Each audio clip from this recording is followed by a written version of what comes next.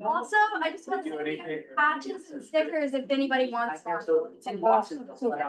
Last year, my I signed it off. Yeah, so we had it for the five. And electronic. Now it's probably. So.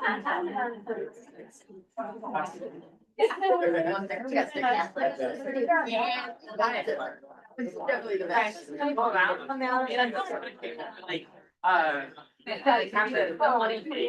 Yes. I know, but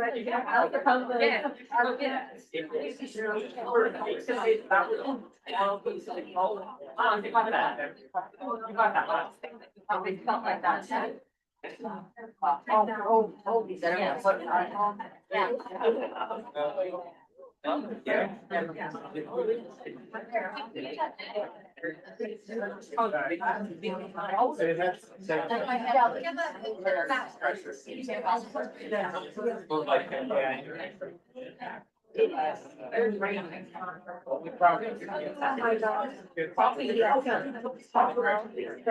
That's great.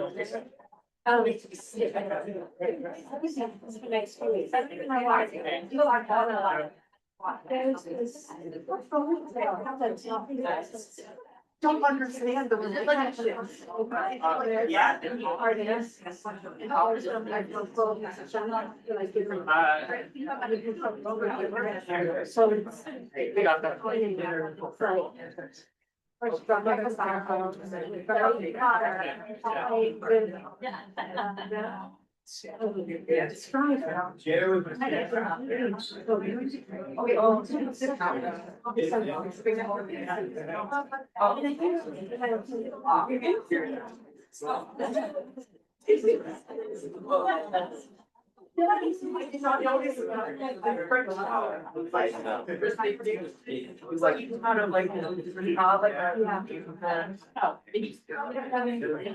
Yeah, I was thinking clear enough.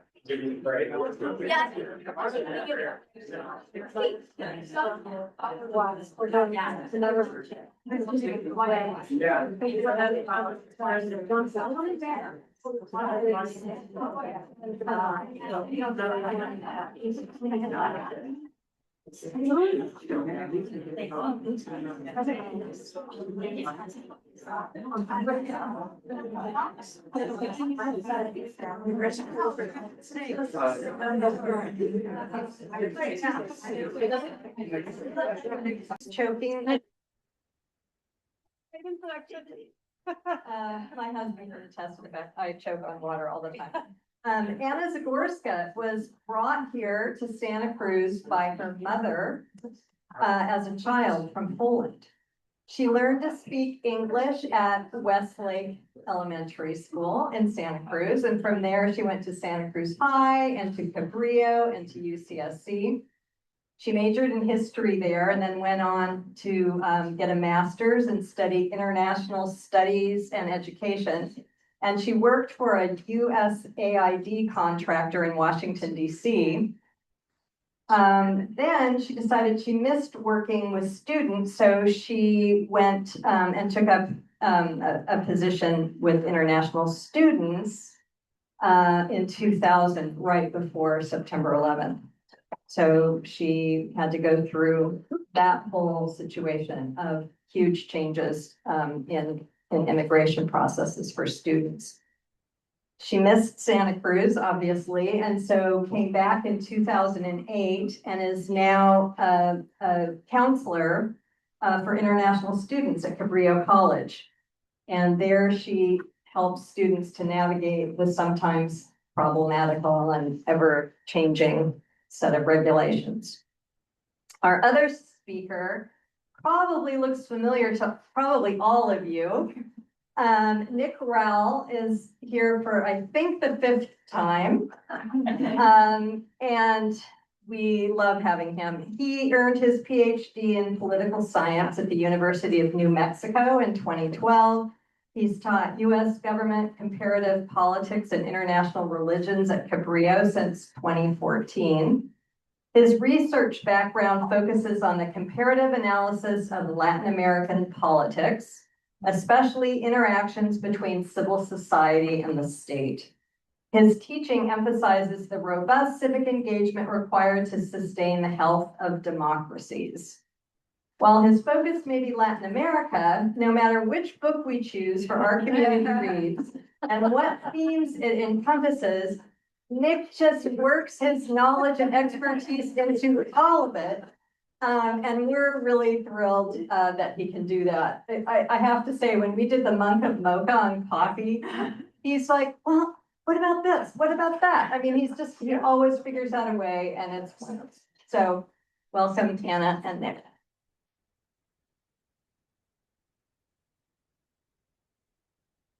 Okay, I'll see if I can get the microphone. It sounds like it's working. Yeah, okay, great.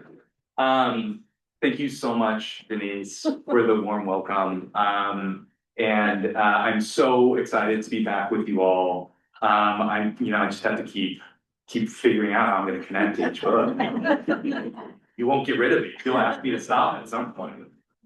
I'm so thrilled to be here tonight. So, to give you a sense of kind of how Anna and I have collaborated and planned this evening, I'm going to kick us off and try to provide a little bit of an overview of historical context about the relationship between changes in international politics and then the impact that has on international student exchange programs, particularly that exist in the United States. So I'm going to walk us through almost 100 years of history, but only in a couple of slides, I promise. And then I'm going to turn it over to Anna, and Anna is going to talk about much more recent events during Trump 2.0 in particular, and the impact that's had on college students nationwide, but particularly Cabrillo College students. So I think it's going to be a fun and interesting now. So. Okay, so I made some slides for this evening to help me stay organized, and I decided to title my part of the talk this evening between anarchy and, quote, the hope for a better world. And I'm lifting that phrase, the hope for a better world, from a speech delivered by Senator William J. Fulbright in 1967, who, as you may know, founded the Fulbright program, which is a flagship international exchange program sponsored and organized by the United States government. So I'm going to get to William J. Fulbright in just a moment, but what I wanted to sort of frame for us in terms of context is the total lack of guarantee and the total chaos that exists in the international arena by default.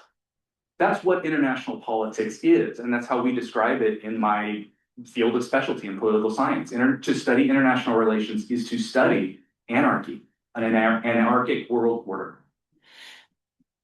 But the argument that William Fulbright made in the 1940s through the 1960s is that even in that dire set of circumstances, even in an anarchic world order, there exists all kinds of possibilities in the human connection that education can forge, particularly education that takes place across international borders. And so the series of stories or just anecdotes I want to walk you through tonight, I think illustrate the ways in which that history can change, often very, very unpredictably. And yet education plays this huge role in sort of shifting the shifting nature of international affairs. Okay. So I wanted to start by flagging for you, not the first ever international student to study and earn a degree in the United States, but the first Chinese student to finish a four-year degree in the United States. And that's Yung Wing, who graduated from Yale in 1854 and starts a story for us that I'll try to continue to pull a thread on throughout the rest of the evening, in that he's kind of the full realization of the potential of international education, in the sense that he was the first Chinese to earn a degree in the United States.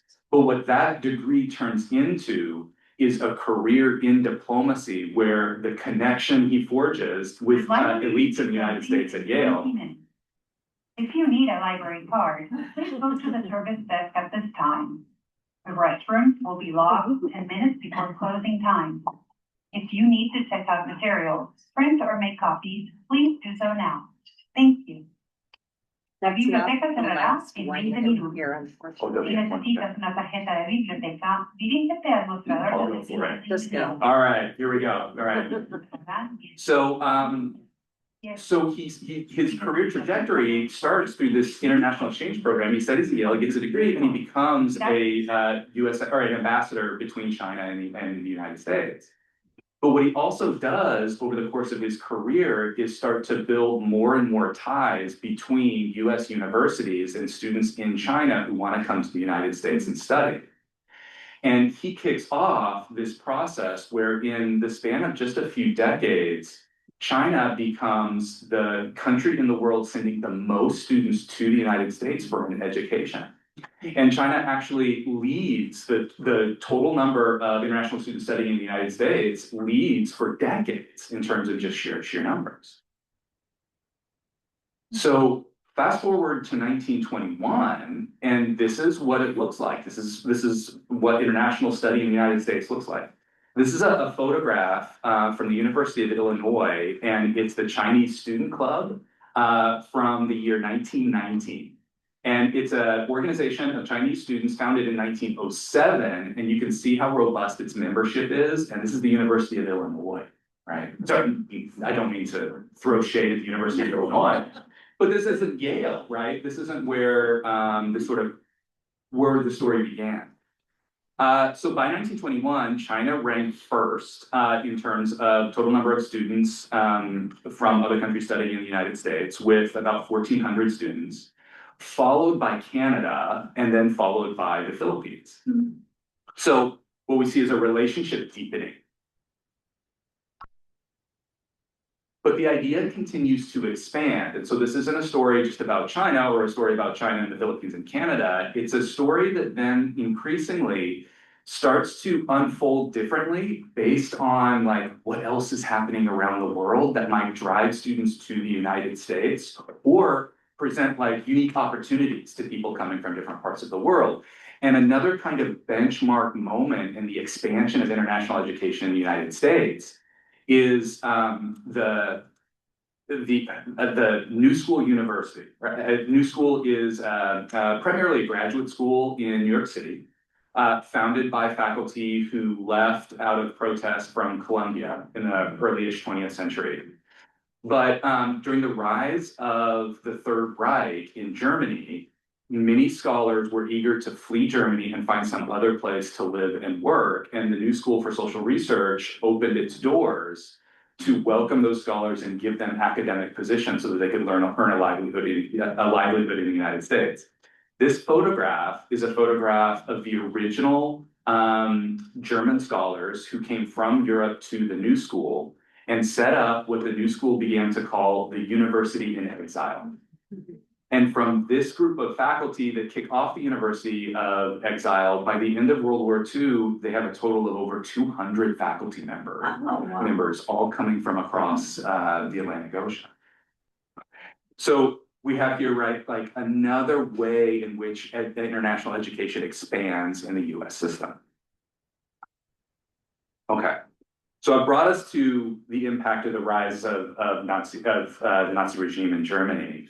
And so the next sort of big moment in the story of expansion here is what happens in the immediate aftermath of World War II.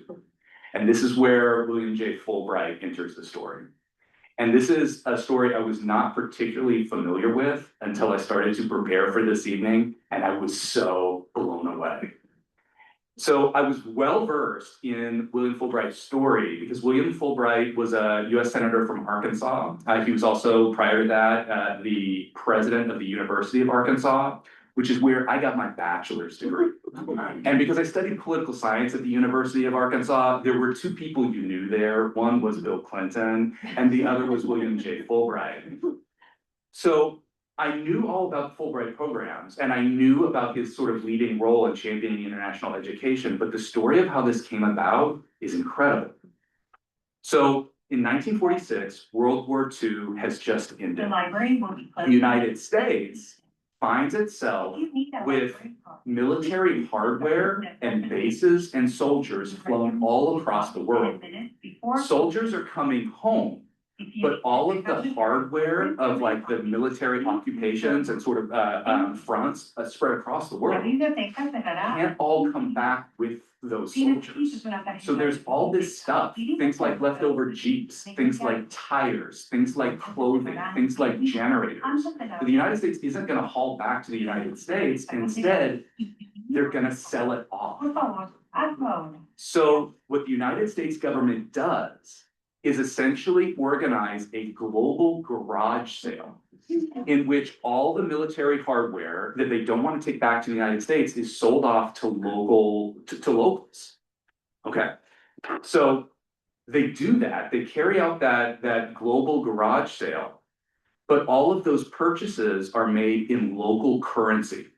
So people aren't buying old American generators with American dollars, they're buying them with whatever the currency is, wherever the transaction is taking place. So that puts the United States in this very bizarre circumstance, where the United States has suddenly experienced a total windfall. They've made tons of money through the sale of all this stuff, but it all exists in foreign currency.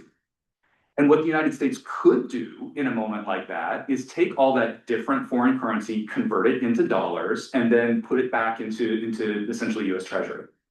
But to convert all of that foreign currency into dollars all at one time would have a dramatic effect on the value of the US dollar, essentially causing inflation, right? So the US government was really cautious about like what to do with all this foreign currency that had now come under its control. So Fulbright, who's a senator at this time, has this idea. He's been cooking up this idea for building some kind of a US sponsored international education exchange program for a few years. He sees it as a way to sort of rectify like the global chaos that led to the outbreak of World War II to begin with. And his idea is this: what if we use all the foreign currency to pay for things like airfare to the United States for students who want to come to the United States to get college degrees here? And the Fulbright program is born. Meaning that, and my jaw dropped when I realized this, the Fulbright program literally came from spare parts.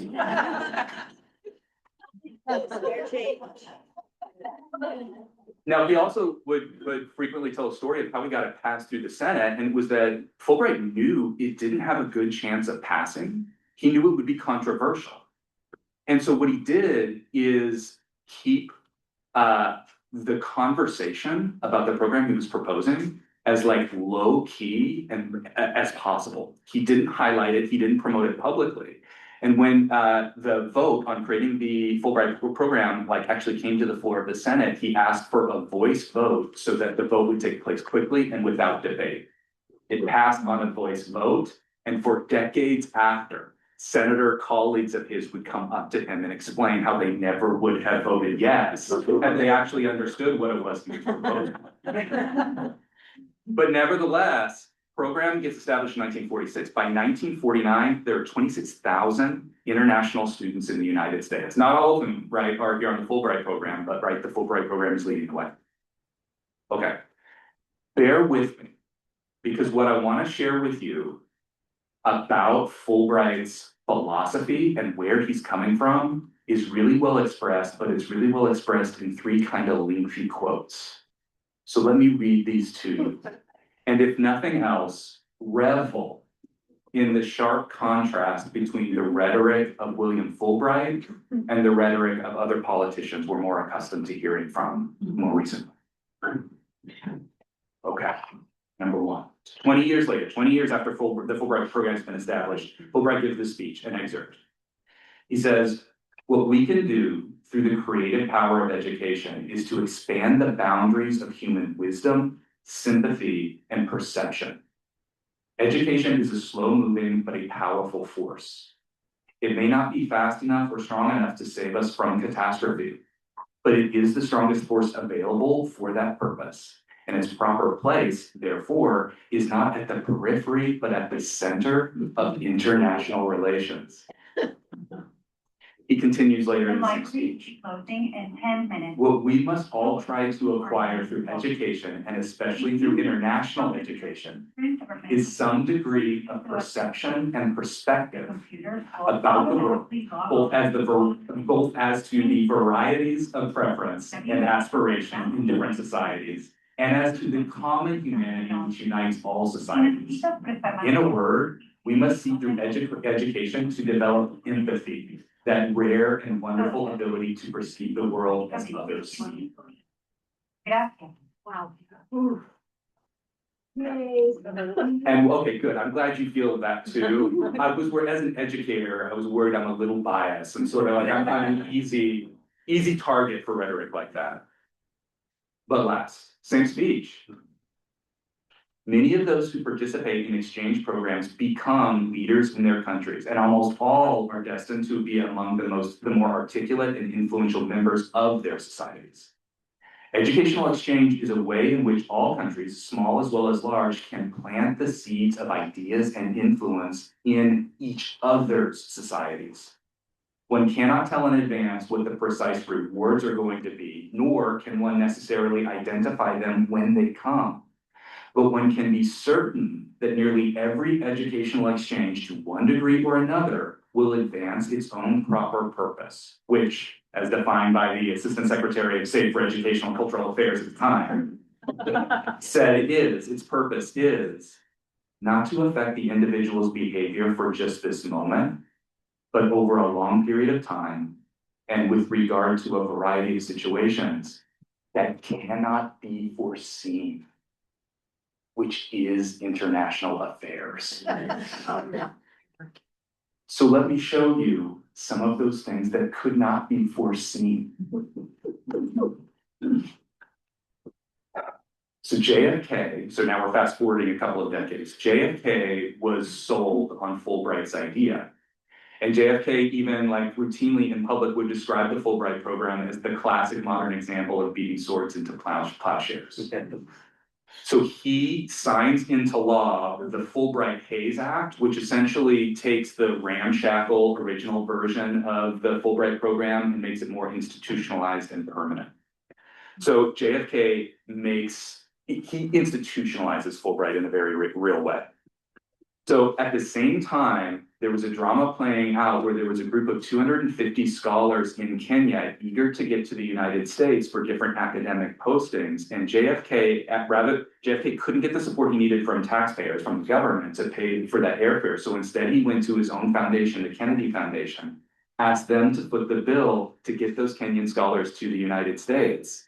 He's successful. And one of those scholars is Barack Obama Sr.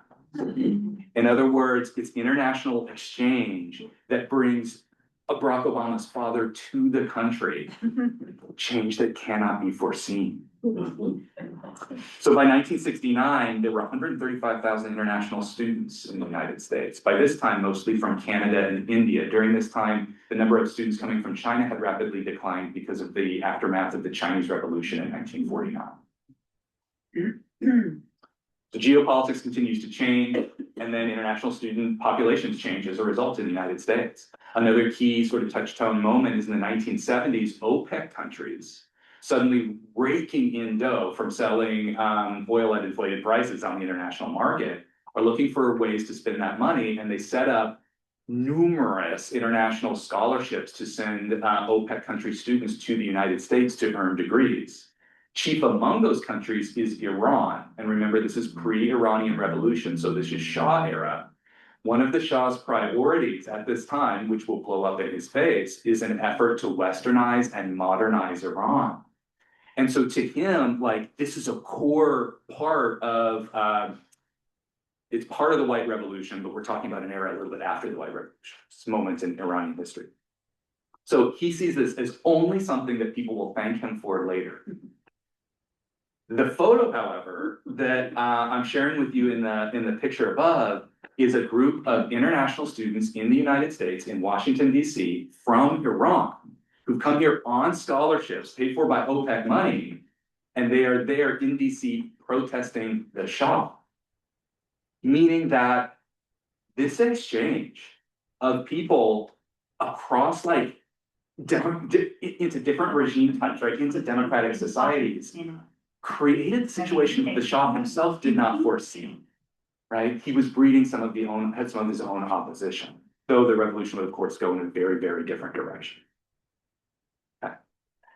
So by 1979, Iran has 50,000 students in the United States out of a total of about 260,000 international students in the country at the time.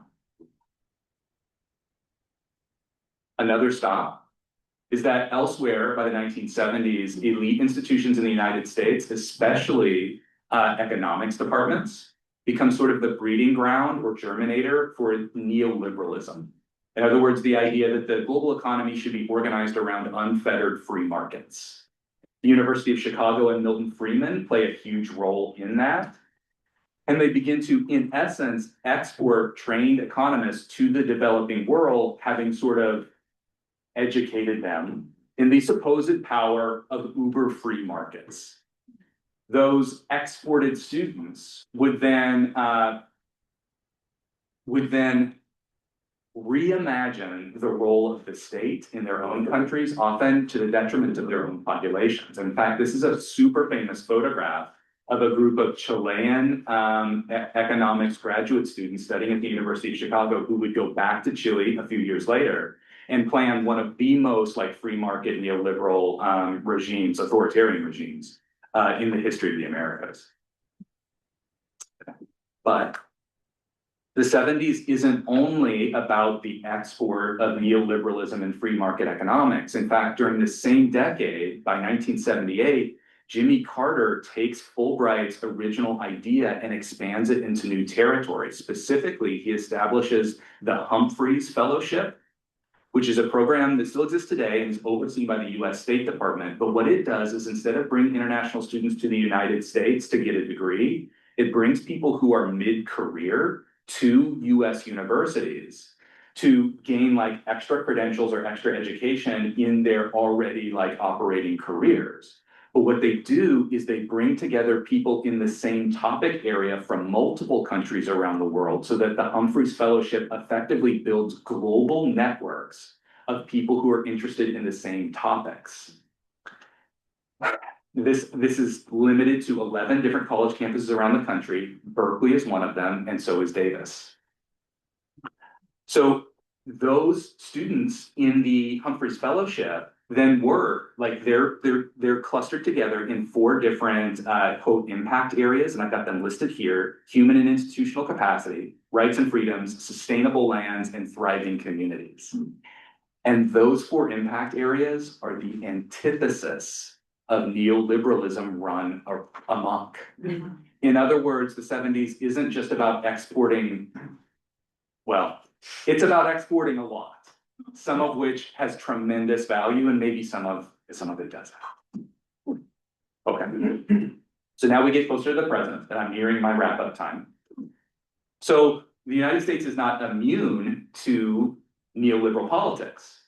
And that neoliberal orientation to like how the government should operate with respect to the economy leads the United States, like so many other countries around the world, to cut state spending so that it can lower taxes.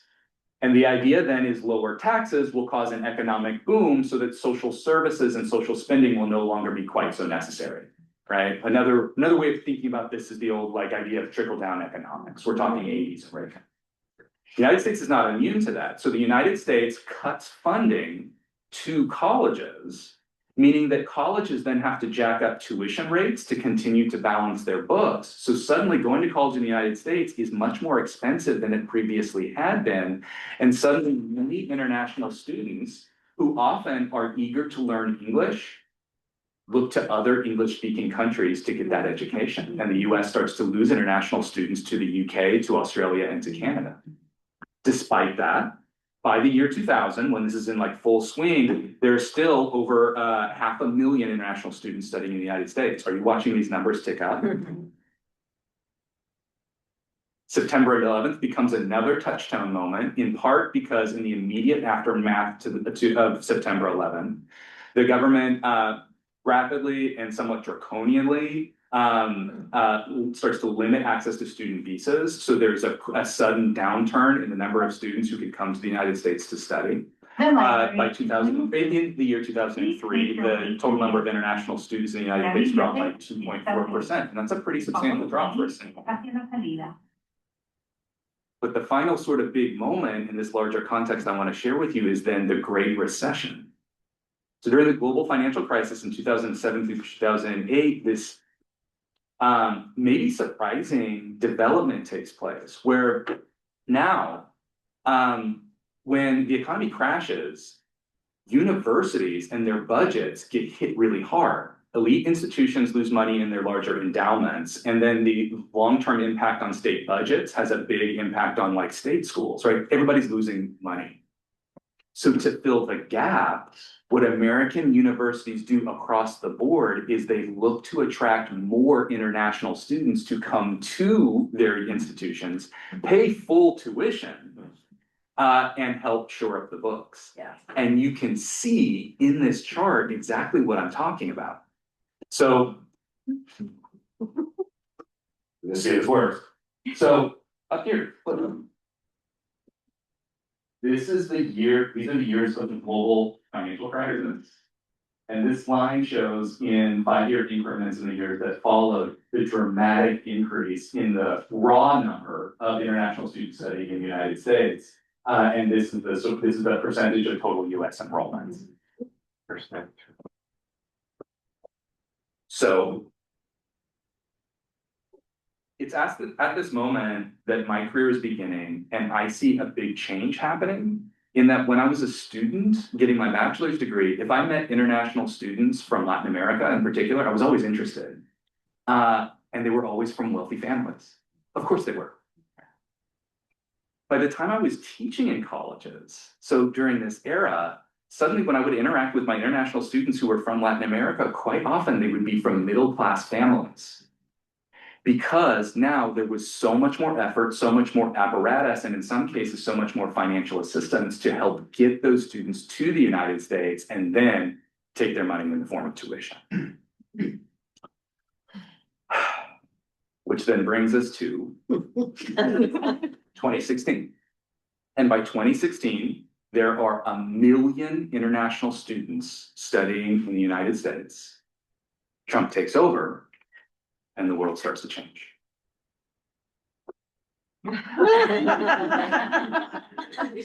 So I'll hand it over to Anna.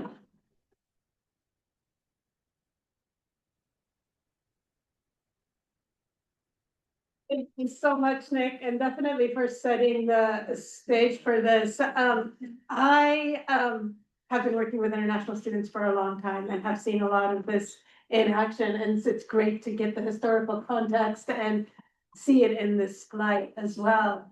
Yeah, can you? Woo. Uh-oh.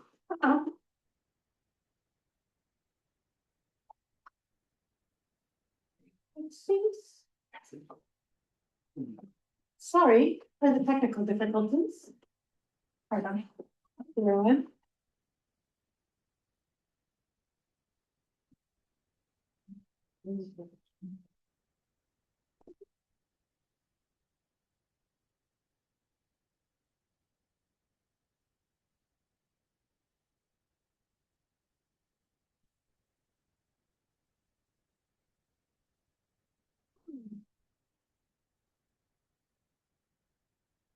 Yay, okay, thank you, thank you. I could have kept going, but you know, it's good to have some visual aids.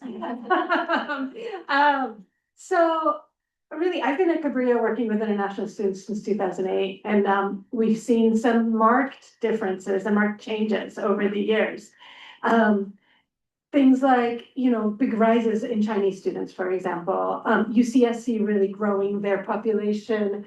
Based on what Nick was saying, Cabrillo's actually always had a pretty small, relatively international student population. We peaked at like 100 students that are with student visas, that are the students that we're talking about. But UCSC jumped in the mid-teens from about 300 to about 1,000 international students. And we definitely at Cabrillo felt that as well, because people would take extra classes, where they would realize they can't afford it and would come to Cabrillo. So at one point, we had 30 Chinese students out of our 80 students at the time. So that was a big change. But I'm here to tell you a little bit about what's been happening just the last year, actually. So Nick left us off at 2016, but I'm jumping to 2025 because it's been a roller coaster of a year. I mean, first of all, we had gotten up to 1.2 million international students in the US since that time. Huge numbers that impact our economy, that impact our towns and our friends and our community. And in the last year, there has been some really targeted legislation, targeted movements to make people feel unwelcome, to reduce that population. And we're feeling the effects quite a bit. So NAFSA is the Organization of International Student Advisors, or international education folks. They are a great organization that comes together, has a lot of lobbying power, a lot of information, and a great source for me. And they, according to them, 17% the numbers have dropped just in this last year, which is huge. Not just economically for the universities, but again, for our communities, right? We are, we're friends with folks that are here from other countries that are here as students, and it has been really hard to see the shifts. So I'll go into that a little more. Here's just some information about who the international students at Cabrillo are, and kind of our numbers right now. Like I said, we are pretty small in comparison to a lot of other schools. We don't do targeted recruiting, but we've been hovering. We had about 80 students, and then post-COVID or during COVID, it dropped quite a bit, and we've been hovering around 55, 60 students. In this year, we dropped to 47, which is a 13% drop. You can also see how diverse our population is. Yes. It's, we may have 54 students, but there's, or 47 right now, but it's 20 some countries represented on that list. And that's cool. That's cool for us in our classrooms. It's cool for us in our community. They bring a perspective that I think teachers really appreciate in the classroom, but then also we learn from in our town, right? Just to kind of clarify who we're talking about, because the kids in spare parts, for example, wouldn't be classified as these traditional international students. We're talking about people that come here with student visas. They're called F1 student visas, and they have specific rules and regulations. They have to study full time. They cannot work off campus, so they have to have funding. They have to bring their own funding with them. They cannot receive any public benefits. So we have situations, as Nick mentioned, folks are coming from the middle class. Our students by far are not ultra wealthy. And they're often in a bit of a jam, if something happens that's unusual, they have an emergency, things are tough because they cannot work off campus. They cannot go and get some kind of aid, financial aid, or any kind of public aid. So we do a lot of work with our students to kind of try to figure out how to best help them out. And then just jumping right in. So we've been going along and doing our thing. And since last January, there has been chaos in the world of international education.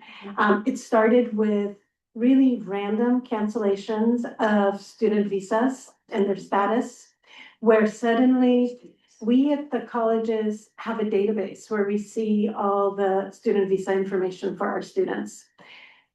And we actually, we work within that. We make adjustments to it. We help maintain it. It's kind of we try to see it a little bit as a partnership between the folks that are giving the visas and then us also that are saying, yeah, the student has arrived, it's all going well, they're studying full time. Suddenly that database, which is called CVIS, started sending out crazy messages to schools across the country your student has been terminated. No explanation. And international educators across the country were, I mean, the listservs blew up, right? I mean, we were all like, what is happening? We've never heard of this. This doesn't seem legal. Students' visas and student status is being terminated, revocated, and they're being told to self-deport immediately when they had no idea what they had done. We had no idea what they had done. These things have always been pretty codified in the laws. And so to have this be this random thing was shocking. Sometimes, many times, it was errors because what it turns out now, in retrospect, that some research has been done into this, they used AI to just randomly pull up people that have maybe been pulled over before and cancel your visa. You got a speeding ticket, visa canceled. And so a lot of that stuff in last February and last March created a panic among international students. We at Cabrillo luckily didn't have this happen, but we had students coming to us every day saying, have you checked my status lately? Is it okay? You know, my friend at a different college had this happen to them. So it was really stressful. Travel bans. There's specific travel bans from different countries, basically shutting the doors to education and shutting the doors to the people that are here from those countries as well, making it so that they cannot renew their visas and maybe have to leave as well. There's been a lot of talk about Chinese students. It hasn't quite happened, but a lot of Chinese students have opted to not come back because there's these threats to revoke their visas and cancel their status. And when you look at this, we have 2 Chinese students right now. And you may recall that I said we had 30 a few years ago. So this is a reality that some of our students are going elsewhere. They are not choosing the US as their destination. Couple other things that happened. Increased social media vetting and checking on people's phones when they're applying for visas. They need to turn over all their social media handles, right? So that you can see whether they've said anything troublesome to the current US government.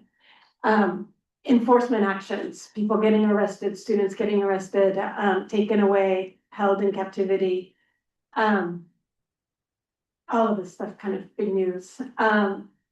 This next thing, there are students, so international students often get recruited to stay in the US to work with a program called H-1B visa. That's usually for a kind of technical, very skilled workers. There's this random thing came out of nowhere suddenly saying anybody that applies for this visa needs to pay $100,000.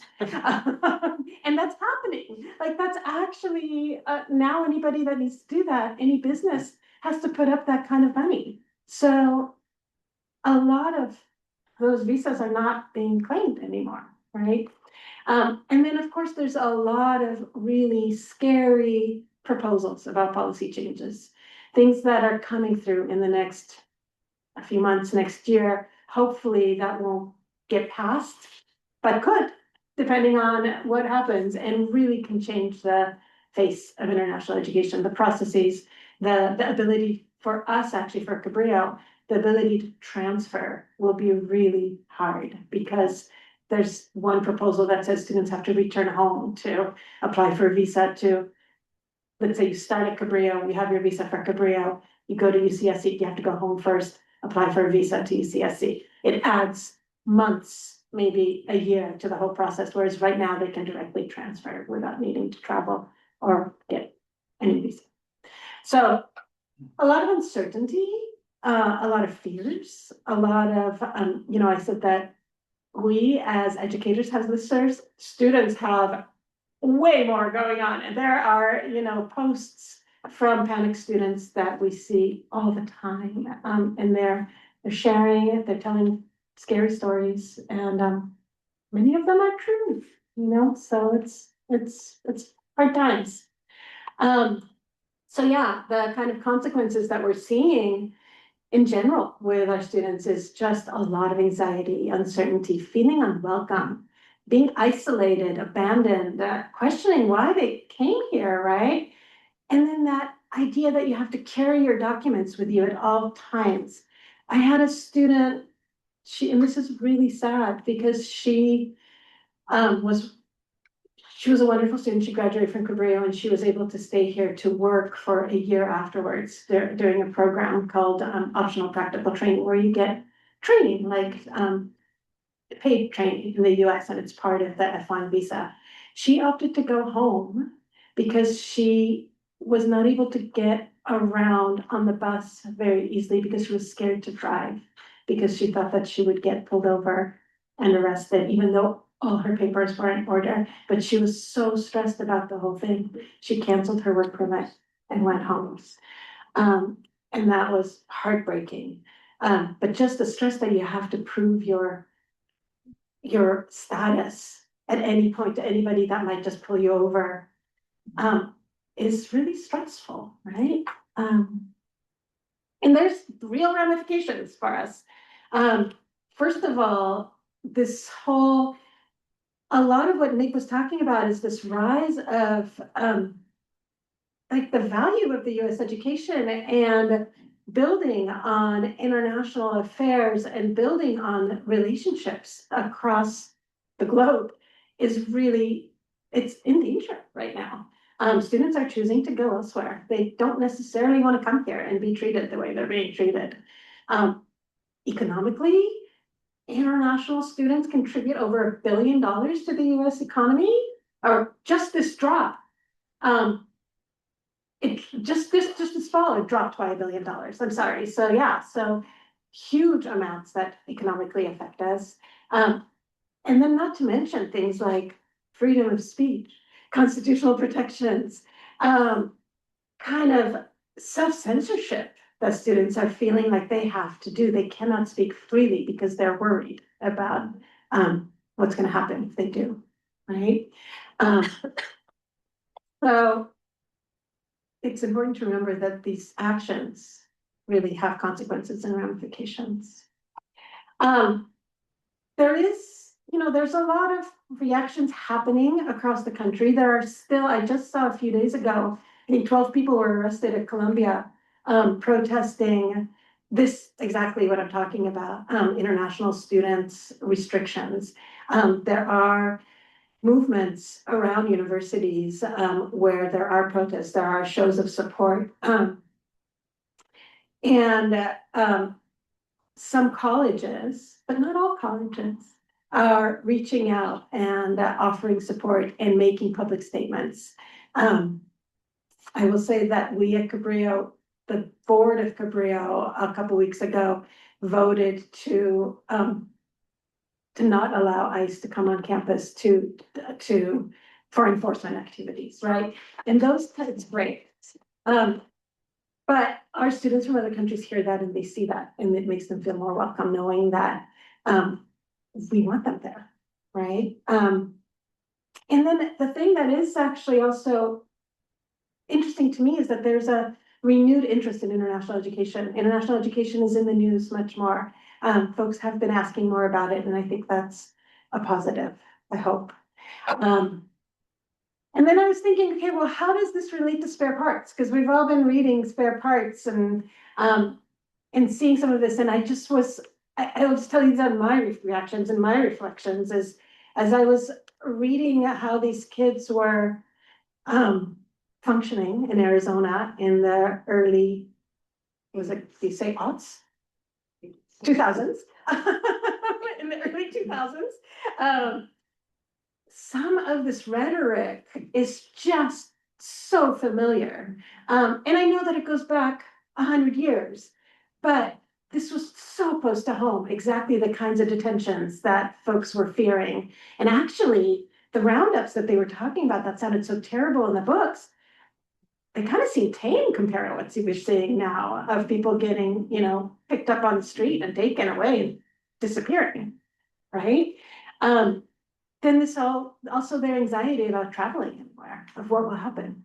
Like that is a real thing that's happening to students now still. I also thought it was really interesting. Has everybody read the book? Okay, because I don't want to spoil it in the end, which I just did in my last thing about Oscar, self-deporting and really wanting to belong here. And I think that that actually resonates with me a lot, is that a lot of the students that I work with want to belong here so much. And so the fact that he would do this kind of dangerous thing, and then just to be accepted and be able to come back as a resident is just, it's moving. And I think a lot of the international folks that we have here would be willing to do that because they really came here believing and making this future for themselves, right?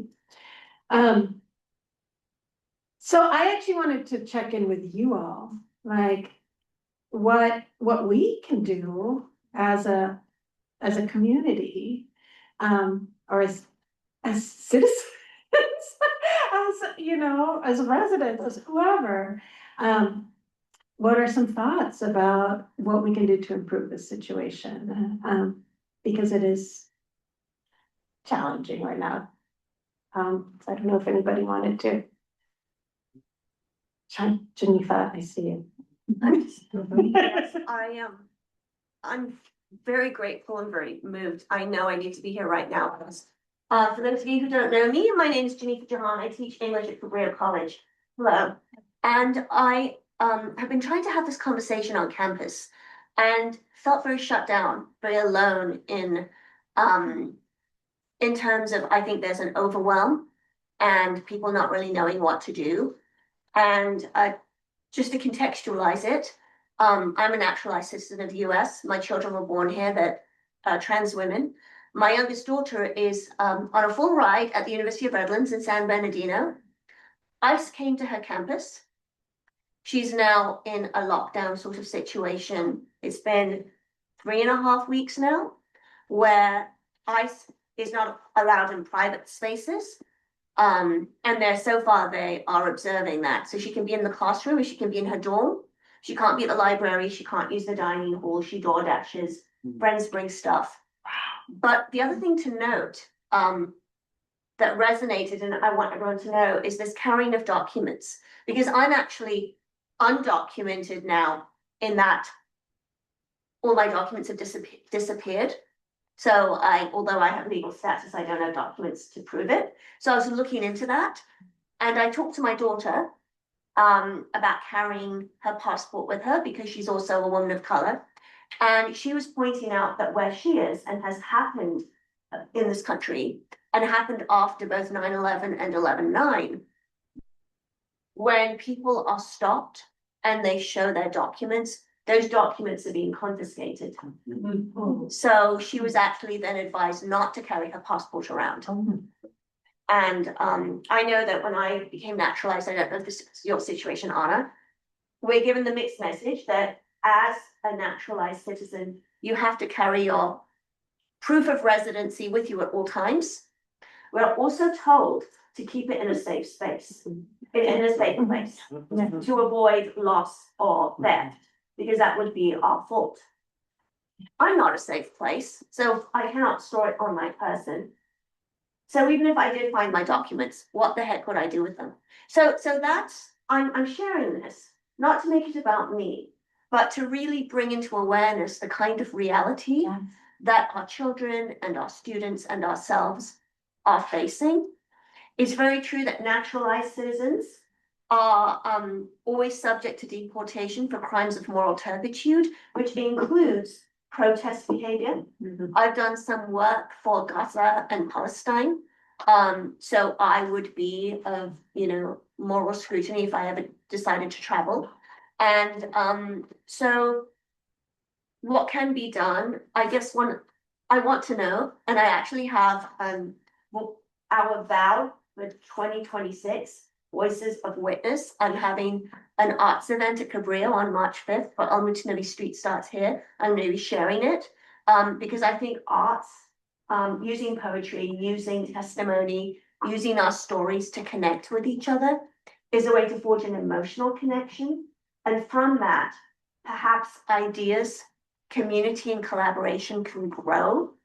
That is my hope.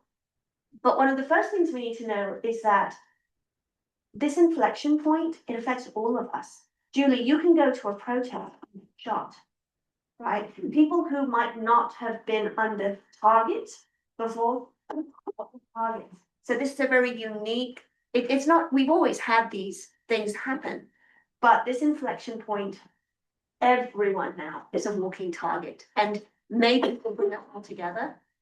But the risk is not the same for everyone. We'll know that naturalized citizens have a different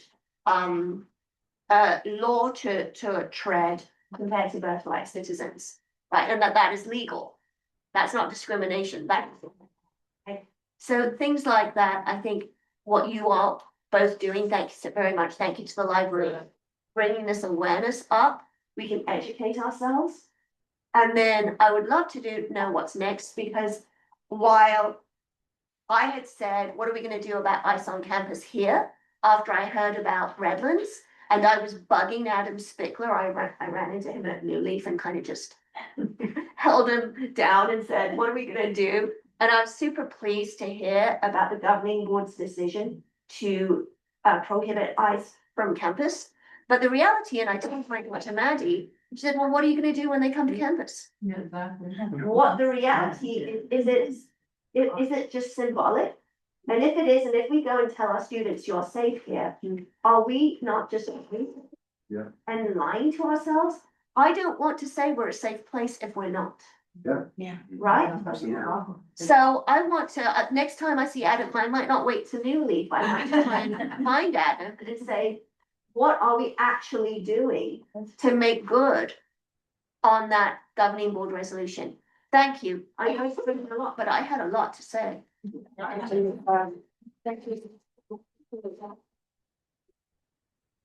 I mean, and I just want to second art, reading, community, voting. These are all things that we have power to make some change.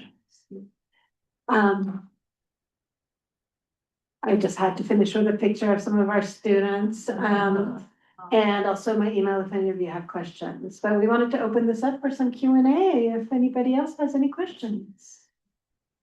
Yes. How long have the restrictions on international students been affect you can't work off campus always, or is that recent? That is, I mean, my entire career, always, I think, actually, they have had to show that they have funding to be in the US and cannot work off campus without, there's specific times where they can, but in general, they cannot. Yeah. So that was before, so after 9/11, the Department of Homeland Security was formed, and ICE was formed at that point too. Before that, it was INS, and but all of these kinds of rules didn't really change. Mostly it was the reporting and the kind of systems, but the specific rules of what international students are allowed to or not allowed to do didn't change so much. Yeah. Yes. Do you know the current status of the Fulbright and Humphrey Fellow programs? I don't. My understanding is that they are not under immediate threat right now, in part, I think, because of the prestige, especially for Fulbright, that exists. Humphrey's may be in a slightly different situation, but it's also a little bit more under the radar. So I would be hopeful at least that it too might be, for now, under less threat. But however, as I think we've all seen over the last decade, just because something feels safe right now doesn't mean it'll feel safe a week from now. I can't swear to this, but I think I read a headline that Fulbright was actually kind of squeezed in with something else and funding was given to it. Kind of like historically, it was first proposed that while tons of funds were cut from State Department programs, that one, because of its prestige, somehow made it into a different bill recently. Are you seeing any retaliation in other countries saying, well, all right, then, Americans who want to come and study in our universities, because a lot of Fulbright people are Americans who go overseas and study. Is there some retaliation related to what's going on? I have not seen that, but I've seen a lot of I haven't seen, but I've heard of a lot of cuts to American Fulbright scholarships. So there's fewer Americans going this year, for sure. And hopefully that's gonna increase. And then I think the other layer here is that, well, I haven't seen that kind of response. What I have seen is a dramatic uptick in appeals to attract students and faculty out of the United States into other countries. Well, with the cuts to science and research, et cetera, I think some of your international students obviously making choices. Yeah, absolutely. And you know, early in the Trump era, like the strongest pull might be for, say, a scientist who studies climate change. Today, there's a host of issues, like in the social sciences and in the humanities, that make the future of your career in the United States pretty tricky if, say, you teach in Texas. And I would certainly feel drawn to teaching in another country. Well, on the H-1B visa, I used to work in tech and do a lot of hiring in that area, and at one point, the transfer on that visa was roughly running $2,000 to $4,000 was immigration fees roughly. So that's the order of magnitude that they're talking about now. I think there'll probably be a lot of pushback from the tech industry. There always has been already. But they Hopefully. it's happening. But there's still be. Yeah. Ophelia, just. Yeah, I was gonna make, I teach at Pavilion also. And one thing that many people are not aware of is that some of our undocumented students are charged international student fees that come and I'm sure at other colleges as well.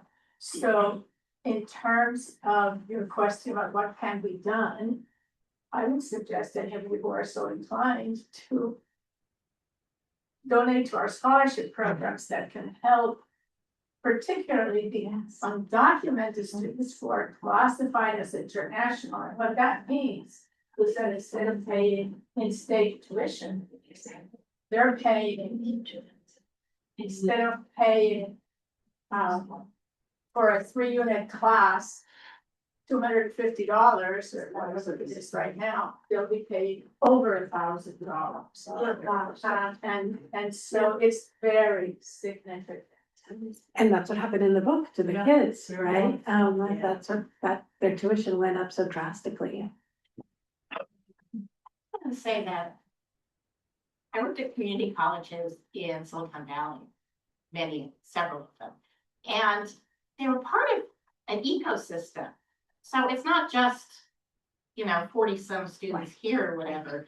First of all, there were hundreds and hundreds at the community colleges I worked at, but they were feeder schools into the University of California system, the Cal State system, into the technology sector directly, and into the commerce of the area, or the country. So, we're seeing a little microcosm here, but it's a very big web. It's huge. I mean, and there are a lot of colleges, especially in Silicon Valley, that have, their populations have dropped some too, but at times have had thousands of students, international students. Yeah, exactly. Wow. Yeah. Santa Monica College, huge. Yeah. I like to see the big picture as much as I can. Sometimes it gives me a little bit more hope.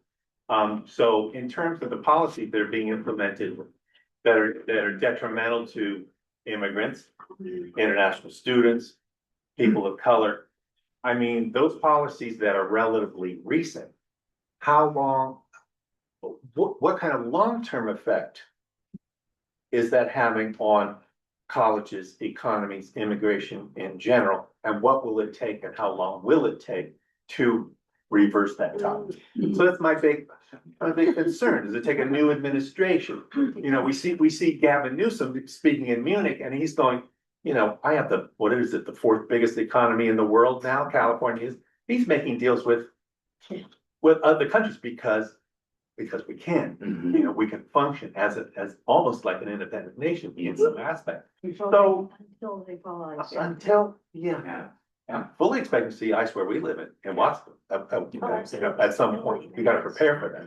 But at the same time, looking big picture, future administration, future composition of the Congress and Senate. Pushback that's happening in the court system. Just changing policies, just undoing a presidential decree. how far is that gonna go? Yeah, and I think my answer to the question would be that, the starting point is a new administration and then a Congress that's willing to work with that new administration. That alone is a big ask. But in terms of how people and states and the rest of the world are reacting to like the current instability in our policy environment and immigration enforcement, what they will require of us is some kind of proof, essentially, that the United States has become stable again with whatever administration follows. And not only that administration, but the one after that. In other words, what I'm imagining is the time horizon for the United States to get back to friendlier global relations is one that will take much longer than probably the next president post-Trump. I think we were all shocked. I mean, I definitely was, how fast certain things just got taken apart, not even in international education. USAID, Department of Education, all our science, it's kind of amazing how fast things just get dismantled. And it takes a long time for it to come back. To rebuild the Department of Justice, I mean, it's gonna be incredible. Yeah. How do you get 10,000 qualified individuals back Right. who want to be there? Right. And a Congress willing to allocate those funds again, particularly should we enter an economic downturn, which is entirely foreseeable in the next decade.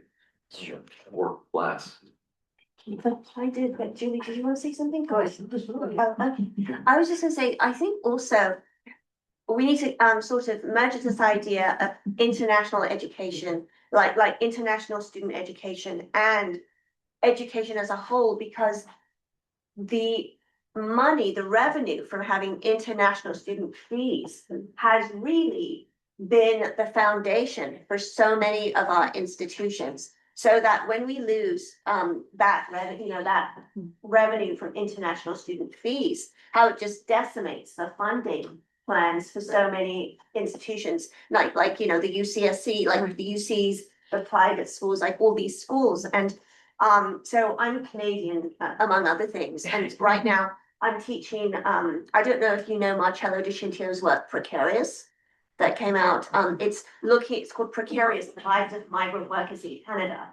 And so it's looking very much at similar scenarios to what we see in the US, but from a Canadian point of view in terms of field workers, farmers, and then also there's a whole chapter on international students. And he talks very frankly about how Canadian universities were counting on high volume of international students to fund their programs and institutions. And because they've been doing very much the same thing as what we're seeing in the US. So when they've been cutting their international student applications and admissions, those institutions have had to cut programs.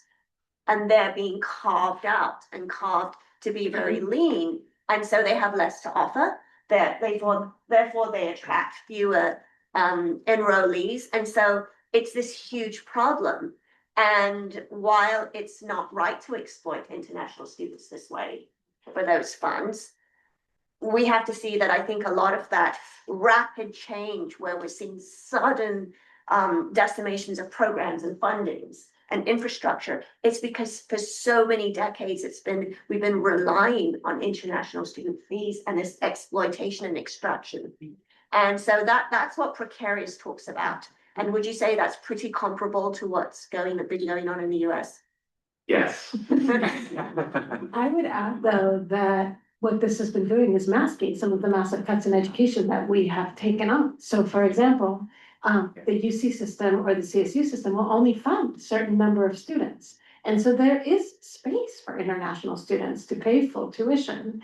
And that system has been kind of growing and been functioning like that the last 20 years, just like you said, but it's much to do with the fact that our state does not provide funding for local students to attend. And prop up those programs. Yeah, that's right. Yeah. outsourcing our, Yeah. our funding, like everything else. If you go back to the book, the last thing in your slide about Oscar self-reporting. That is, it wasn't quite that feel good because, as I recall, he expected to be have to be out of the country for 10 years. And he was able to get to Dick Durbin and have Dick Durbin on, I guess, the Senate floor, speak up for him. And then he was able to get back in. Yes. If someone were to self-report now, who in the Congress would speak up and cut down the 10-year period? No, and actually, I thought that whole story was very sad, so not necessarily feel good, but it was sad how he was treated, right? And the lengths he would go to. And not just him. I don't know how many of you saw the documentary, which was quite a wonderful film in many ways. Did anyone here see it? I don't want to, What's it on.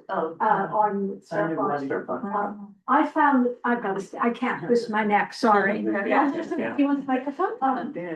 I found the last scenes in the documentary infuriating about what it really meant, because at the end, they are 10 years later invited by MIT to come to MIT. Let's see what's happened to us in 10 years.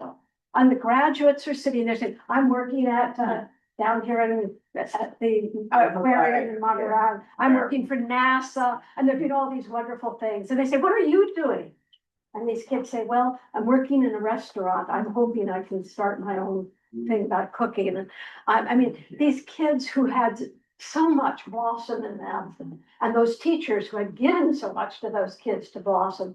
And 10 years later, only one of them has been able to move economically, but more than economically, in terms of using themselves into our world. And I think that, I mean, I was surprised when I saw the opening to the movie in terms of who were the producers of it, because I think they thought it was a story of how, see, we help these kids in high school. Now, every kid had a good teacher, they could do this. But that's one of those lies that feed this whole thing about keeping people in their place. And I loved the book. I'm so glad it was a wonderful choice. Thank you, all of you who served on that committee. And I think it was a tremendously important book. The film did show that what those 4 boys and those teachers did was that the next generation of students who came along, and that was not in the book, was in the movie. It set off a whole generation of students who are out there demanding their rights, fighting for, they became activists because of this group of kids. And that part just thrilled me. And I'm going to add a personal thing here. I'm a white woman. I was born here. One of my parents was born here. But I've grown up with all the privilege of being a citizen and very much part of my country. At the moment in my family, I have a son-in-law who is fleeing the country because he is trans and he really feels he cannot stay here. I have a daughter whose college she teaches at, which was 52% foreign students, California College of the Arts, San Francisco, brilliant college. She's been a professor there. Has just been sold. And although part of the issue is economics of private colleges, but also foreign students dropped from 62% a year and a half ago. For this coming fall, it would have only been down at about 35%. The foreign students' parents do not want them coming. These are their precious 18, 20-year-olds, and they're scared. They're scared to bring them here. And that's in San Francisco. That's in San Francisco. We love our immigrants in San Francisco. San Francisco, That's it's an art crazy. school, and all of that. I teach in the early childhood program at Cabrillo, and our children's center, we're part of the group that when the Fed said no more money to early childhood education in California, that's our center we're talking about. The kids who come, and they come to us so their parents are able to be in school, so that this whole explosion is hitting people in many, many ways. And our little kids pick up on it, and our families are scared, and our students are scared. And it's a good question. How do we say we are keeping you safe? And there are real attempts on the campus to there are people who are training on what do you do if ICE actually comes into the hall, what are you going to do? There are trainings going on with the faculty about that. We've done a lot of stuff around what are we going to do about children if their parents are taken. I mean, one of the things ICE has been doing across the country is going to where people are picking their kids up at school and taking them. And it's a biggie, and we have to be active. We can't sit through this. So, end of speech. Thank you. When you talk about the trainings, do you mean your area rapid response? Is that the training you're talking about, or is it something different? No, there's some stuff also going on. You want to answer that, Freddie? Yes, particularly in Watsonville, which is where I teach. During next week, we have the entire flex meeting is dedicated to what to do and how to respond. And all of us have the personal phone number of the president and the dean, and where to call them immediately. And we have a system of alerts with different tones that will come into our classroom to let us know whether the ICE is in the area or ICE is closed, and we lock our doors. And so that happened at Watsonville, and it hasn't happened in Aptos. we've done it in the EC department. We did it. So it's department. Well, okay, because I'm looking into yes, this. it was very specific for all of us who teach at the Watsonville Center, and then I shared it with Chris, and then we yeah, and we're gonna have more trainings. So. And I'm happy to share with other departments as needed. I mean, we have the protocol.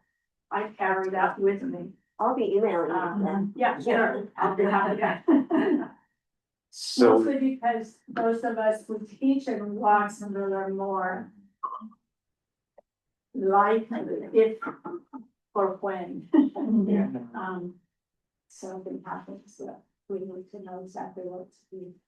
Yeah. I think there was one more question about. Yeah, not a question, just a reminder that you may know, it's possible that you guys know already, but there is a ER training in Live this Thursday. So please, I'll be there. The organization UCSC YDSA, Young Democratic Socialists. Tell me what YAR is. YAR is Your Allied Rapid Response Network. It's the network that is here in Santa Cruz or Monterey Bay, that responds to ICE presence in the area. So yeah, just this Thursday, we're gonna be there. YDSA is gonna be there. Of course, the people who do the ER trainings are gonna be there. Come, it'll be a great time. And you actually, so it's in Live Oak on Thursday. Yes. Where in Live Oak, what time? I'll get you the time. I'm not quite sure right now. The location and the time, you can come here after. I'll let you know. And I think you have to sign up in advance, because many of them are filling up, which is fantastic. Yes. Yeah, so, because I signed up for something that's like mid-March, because that was the next one that was available. So, Sweet, yeah. yeah. I'll get, people can come to me afterward and I'll get them the information. All right. All right. okay, thank you all so much.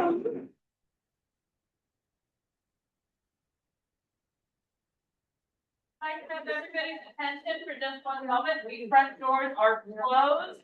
You take your exit to the door. And that have some movies. Good for that.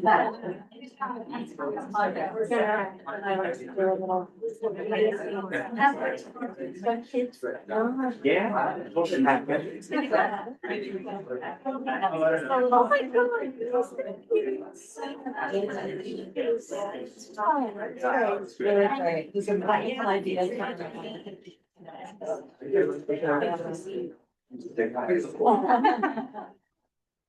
Wow. I'm glad to have you. Worry about. Yeah. No, we did, something, last year, I heard you on. Yeah.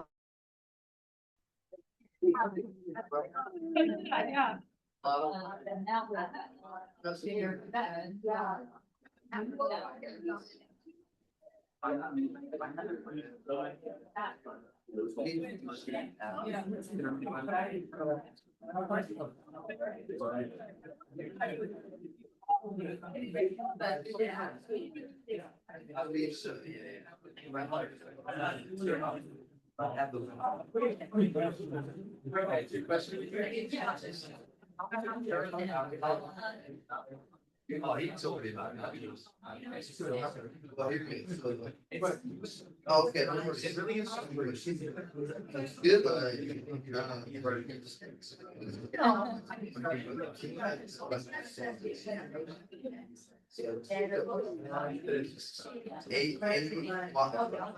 YAR statements.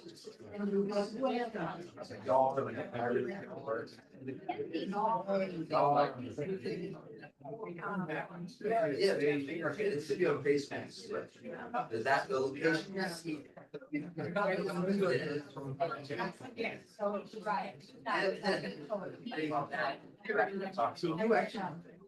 Yeah. Yeah.